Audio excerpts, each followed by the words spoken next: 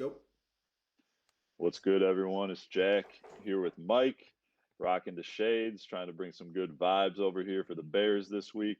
Big game at home against the Dolphins.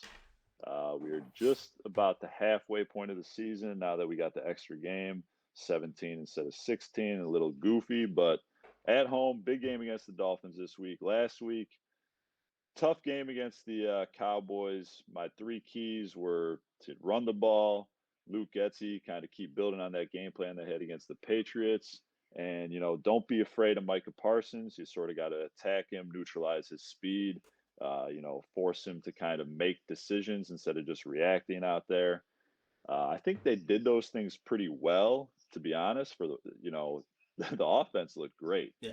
That's the first time since, I probably liked Cutler more than a lot of people did. And I would say that's the first time since Cutler era where the offense was on the field and I was always kind of optimistic about the fact that we could move the ball, which, is a rare feeling as a Bears fan the past, our whole lifetimes, really. So that was encouraging. Came away feeling pretty good, despite the fact that they, at the end of the day, they really did get smacked down there. But the one mistake I did make, I said my three keys are all sort of offensive keys because I'm not worried about that Cowboys offense. I think our defense can take care of business, keep us in the game. And that couldn't have been further from the truth. Maybe a little deflated because the Quinn trade, I don't know what it was. Cowboys look great. You got to give them credit. Maybe they're just kind of finding their rhythm now that Dak's getting back, a little more acclimated coming off that injury. Whatever the case was, the defense was atrocious.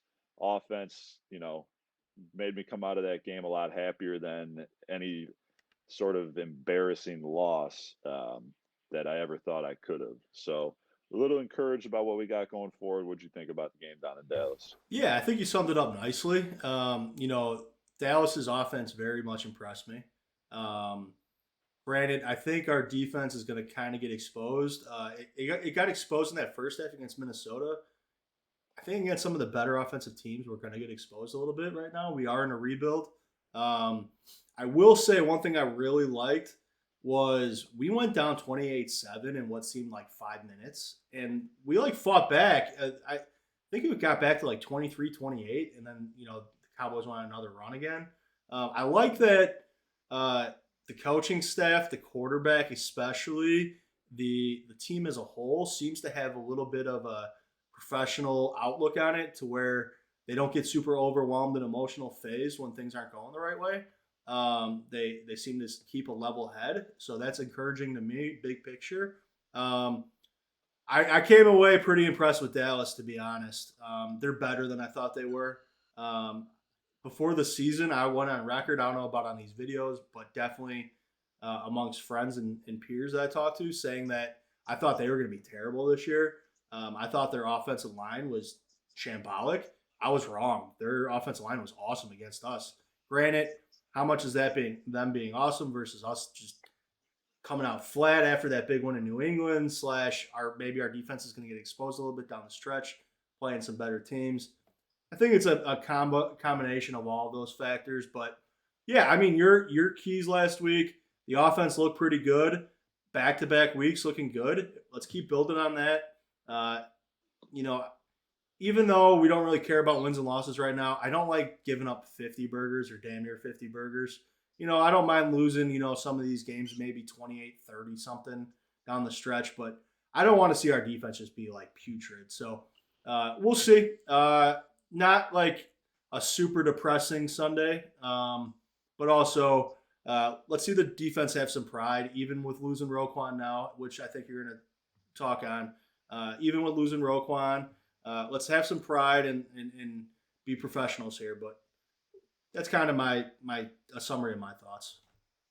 Hey man, I think that rings true. The disappointing thing was just sort of the kind of along the lines of that pride comment was just the lack of any resistance. There's I don't have them all like written down or anything like that, but there's so many stats out there about the amount of yards that the Cowboys got before any sort of contact was insane. Yeah, And that type of thing is just embarrassing. Can't have it. Got to put up a little better fight, certainly. And yeah, like you said, we'd be remiss not to mention that the deadline has come and passed with quite a shakeup for the Bears organization. So we'll touch on that quickly. Roquan Smith, I think we probably have maybe somewhat different opinions on this. I was happy that they were able to get a deal done for him. He I wanted am as out. well. Yeah, he wanted out. I don't think they were going to sign him. I know they weren't going to pay him what he wanted. So the only way he was going to be here next year is if he was on the tag, which doesn't really is it. It's good for the team in a sense, but that's still a big amount of money for 1 year on a middle linebacker on a team that doesn't play a middle linebacker position. Let me touch on But Roquan before we talk about the Claypool trade, which I'm sure oh yeah, I we'll got talk you. about that next. But the one Yeah. thing I'll say about there's two things I want to talk about with the Roquan. So number one, Roquan, I liked him as a player. Tackling machine, fast player. We picked him in the top 10. He's kind of given everything you could ask for out of a high draft pick at that position. But the so thank you, Roquan. Good luck in Baltimore. Hopefully, you do well. Whatever. Uh, the one thing I will say is some comments from Eberflus and Poles makes me 100% agree with you at this point, to where I'm glad they were able to make the trade, because they were not going to re-sign him. Sounds like he wanted a lot more money than they would have considered giving him. And then also some comments about, I heard Eberflus saying that uh, Roquan's a good player, but he wouldn't have, if he were on the Bears when they took Roquan, he would have been against the idea of picking an off the ball linebacker with a top 10 pick. Um, so they seem to have a plan, and they seem to not put quite as much value on that position as some other positions, which I think is kind of the new age way of thinking about it, with certain positions being more premium value. So sad to see him go, because he has been a pretty good player, but they weren't going to re-sign him. So we get a couple draft picks, and that's kind of long term. That's a right way to think about it. The only way you keep them is if you think you're competing for a Super Bowl, probably, and Right. Yeah. they're You not. can't be crying about the Nagy and Pace regime. Yeah, And the second these new guys come in, they're going to turn rosters over. That's what they do. That's what we yep. want them to do.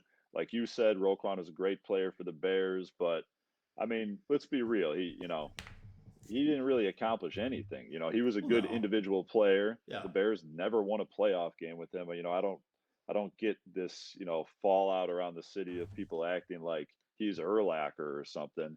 It's a little much in my opinion. I think it's good to get a second round and fifth round pick for him. Good luck to the Ravens. I think he could be a big difference for him yeah. this year.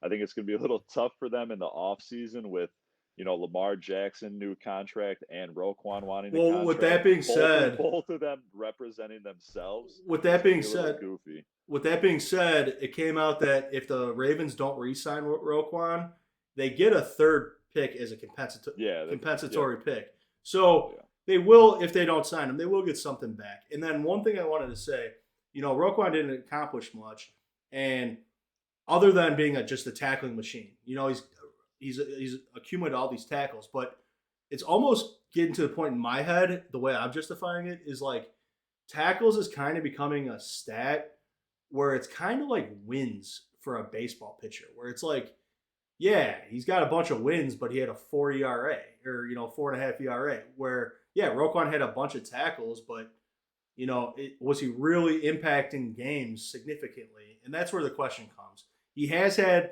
two monster games this year, the New England game, and I want to say the opener against San Francisco, where you can't argue that he didn't impact those games. But I mean, Yeah. that Dallas game is the perfect example of, I think he had 5 or 6 tackles, no real impact, and then you see highlights where he's just getting absolutely dominated. If an O lineman gets to the second level, he's basically completely taken out of the play.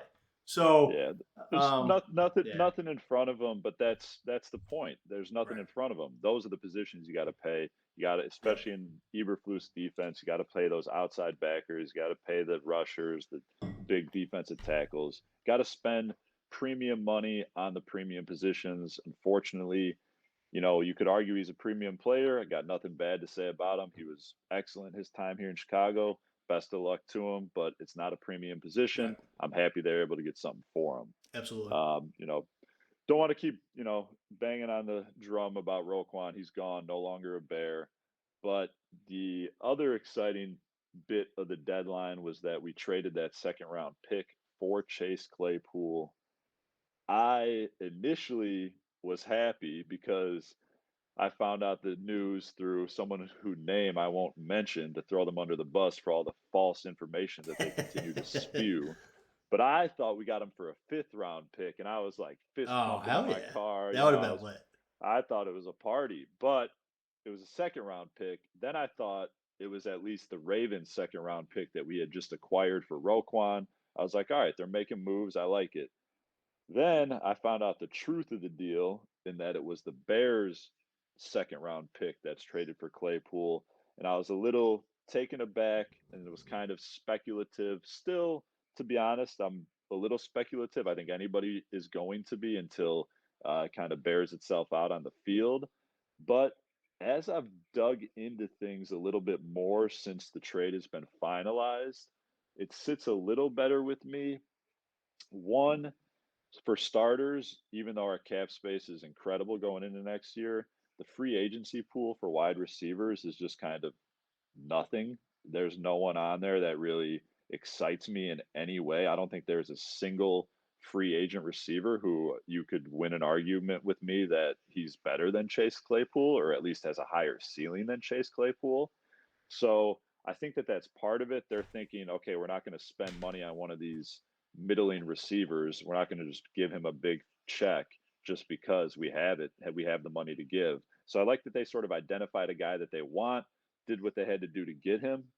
Furthermore, Chase Claypool was outstanding as a rookie. So he's already shown what he can do in this league, which I think is a little better than, just the idea of he's, this great college player. He has proved himself in the NFL. We just got to recapture that. And my last point about it is, I don't want to get too technical with the terminology, so I'll keep it simple. Is that he was just playing in the slot Yeah. in Pittsburgh. This year, he had almost 90% of his snaps were in the slot, and he's not a No. slot receiver. He's like a prototype outside receiver. He's a burner, he's a big body, and Pittsburgh just drafted Pickens. They like Pickens, whatever. Good for them. That's why they were okay with getting rid of Claypool. They wanted to, the rookie contract essentially. And Claypool wasn't getting his opportunities outside. I think he will get those opportunities in Chicago. And I think he can be a big difference maker. And I'm very interested to see how the relationship between him and Fields kind of flourishes. And furthermore, I think this also kind of is a culmination of the effects of the last month of Fields' Yeah. play. I think that Poles is starting to rethink. Okay, we got something here. Yep. Let's get this guy a weapon. Start to get him some more time together. Absolute worst case scenario, Claypool is a dog. He sucks. They have him for the rest of this year. What's that? They have him for 9 games this year. Then they have him for a full season next year at like 1.5 million. They have him at they're not paying him anything for another year. They don't have to re-sign him if he sucks. But I think it gives a little boost of confidence to Fields that the organization is, with him. That's always sort of up in the air when you're with guys who didn't draft you. So hopefully it gives him some, confidence going forward and they're able to build something, get that offense, continuing to rolling and improve on that passing game. What are your thoughts about the Claypool trade? Um, what you like about Claypool, but more importantly, how do you feel about what they had to give up for him? Like I said, I'm still a little speculative, but it's sitting better with me over time, even though I would have rather given up the Ravens second round pick. Yeah, I mean, I'd echo everything you said. I think a big part of what it came down to, obviously, you'd rather it be like a third round pick for the kid. Like, yeah, but it sounds like there was at least one or two other teams interested, and maybe they were offering their seconds, and uh, Steelers might have been like, well, we think the Bears are going to finish with the worst record, so if they'll give us their second, then we'll roll with that. So that's kind of what it sounds like to me. I echo your points with the free agency class being a little weak, and then I also very much echo your point that his rookie year he proved that he's an NFL caliber wide receiver. So he's just got to recapture some of it. Maybe the Bears think he's been used incorrectly, kind of what you were saying with him lining up a lot in the slot. Um, yeah, I like it. I also think part of the reason they maybe went and got him was because they're disappointed with Velas, and maybe they thought Velas was going to be more of a deep ball threat. Where there's no doubt that Claypool can be a deep ball threat, absolutely zero doubt. I think an interesting scenario if everybody gets right and in the newer guys learn the playbooks and everybody's healthy. I think down the stretch we could see a three-man wide receiver core, with 11 personnel. We could see Harry on one side, big dude, Claypool on one side, big dude, and Mooney in the slot. And then I think you're really cooking with peanut oil there. I think that would be really hot to see, just really something special. And then you got Cole Kmet and either of our running backs in the backfield. I mean, you're talking about a team then where if everybody's healthy, playing well, that's now like an okay receiving core. Going into the season, we had the worst receiving core in the freaking league, arguably. And Yeah. if we got those three guys and Komet at tight end and whatever else, I mean, you're not talking about not a great offensive weaponry, but something Fields can work with. And then you start getting your true answers on. While we kind of feel like we're starting to get those answers, but you get your true answers on is Fields the guy or not?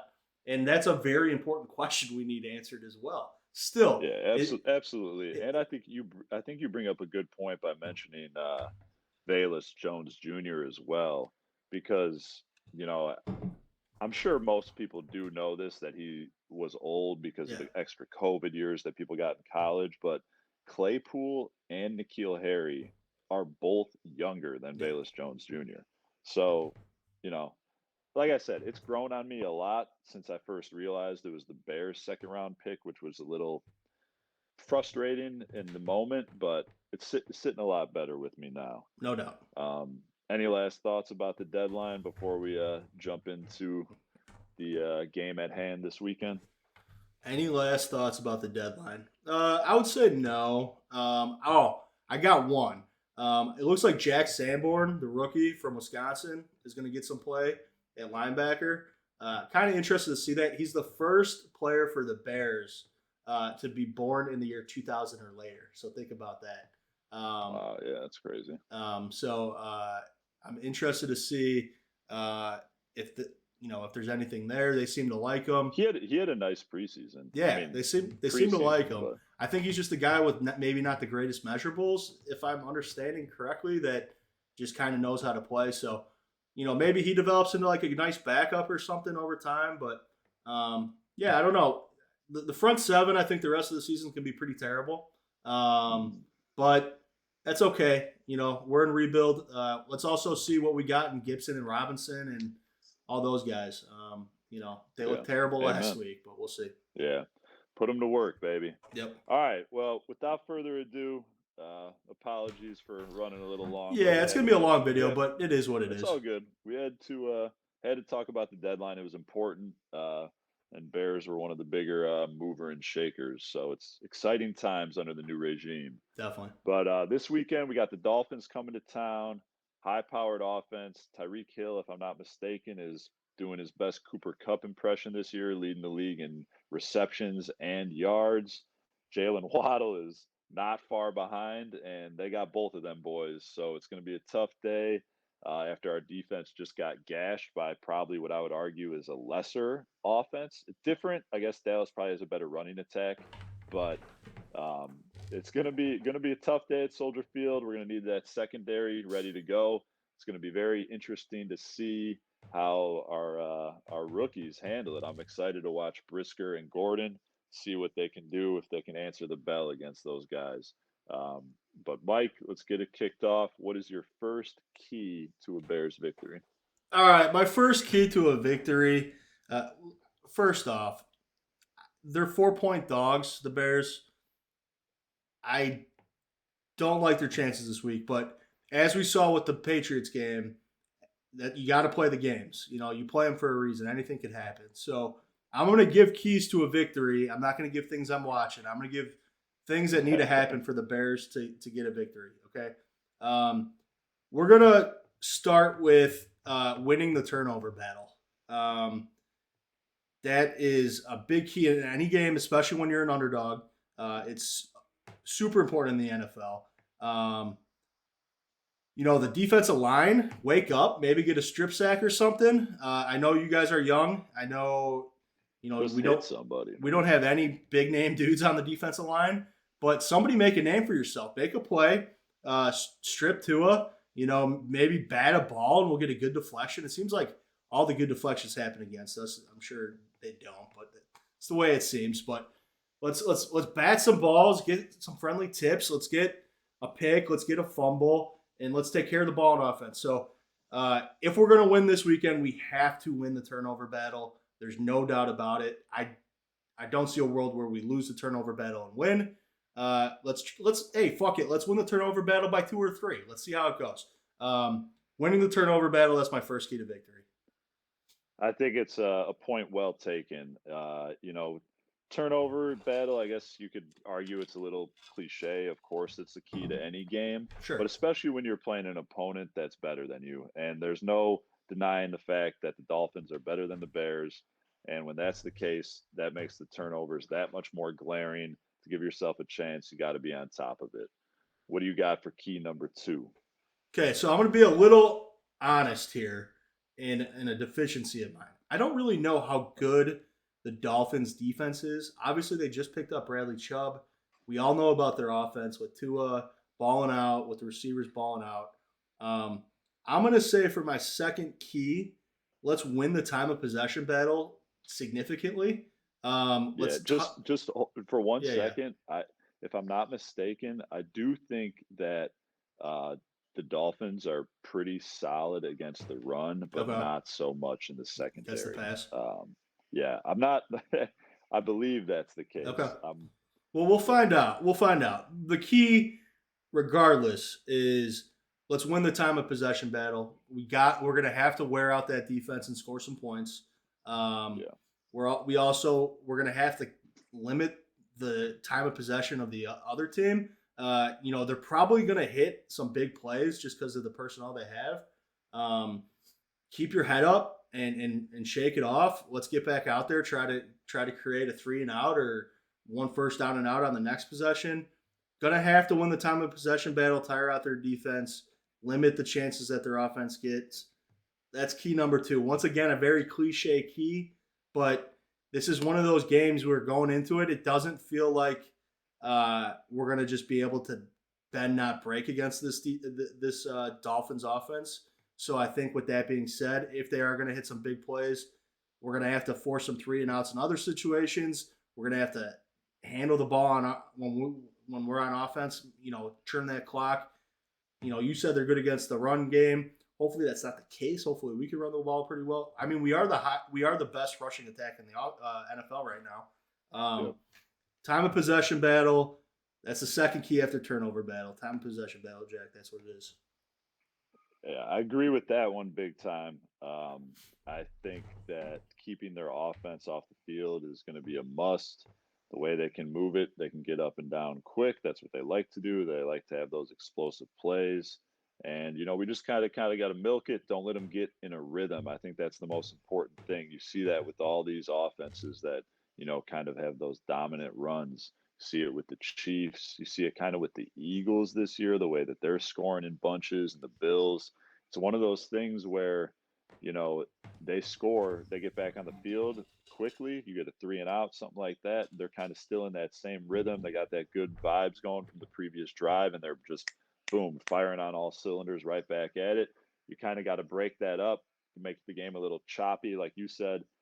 Keep our offense on the field with the defense, get those rests, and don't let them, get too relaxed out there, kind of just staying in their own, consistent rhythm on the attack. What is key number 3 that's going to bring us to victory? All right. So going back to the game against Commanders, which we lost, um, I was very frustrated against a team that we know doesn't score a ton of points, that we were going for it on fourth down, we were going for it on, in goal situations where we could have been taking field goals. In a game like that, you take the points when you could get them, especially when you're not playing from behind. You're playing neck and neck. If you have field goal chances, you take them because the Commanders aren't going to put up a big number.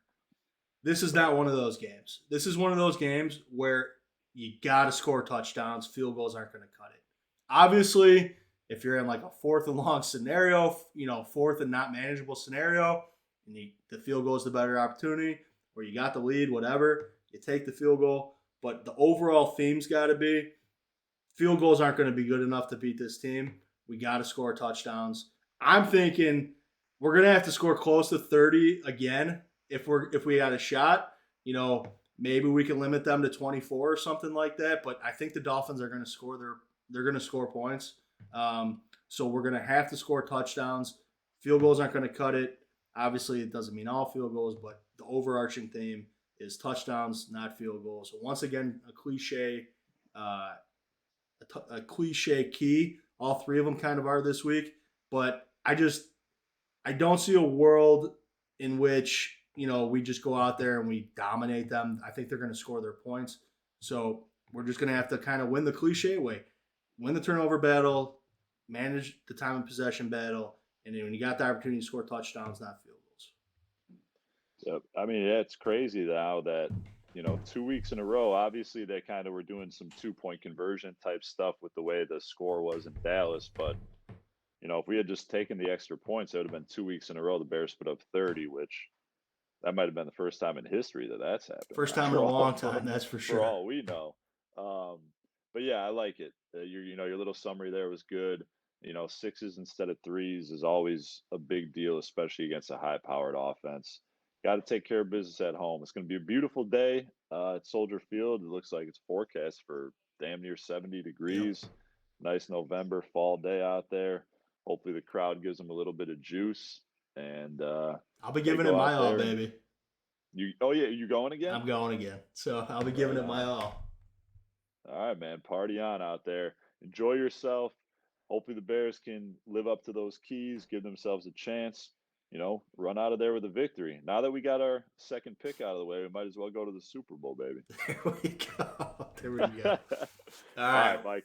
Any last thoughts before we get out of here? No. Let's build some offensive momentum. Defense, let's have a little bit of a bounce back. You're only 4-point dogs. You can go out and win a game. That's why you play the game. Let's have a professional effort. And fans, let's bring the juice. Let's keep some optimism with this team because I think we're building something here. Yeah, amen. Let's get Claypool some snaps too. Get him on the field. I don't care if he just got there. At least get him out there. He'll bring some good energy to that. Tell him to run some go routes. Amen. Fields is going to put it on him, baby. Yeah, and hopefully Claypool catches them, unlike Bayless. But all right, bear down, Jack. One time for the people out there. Bears.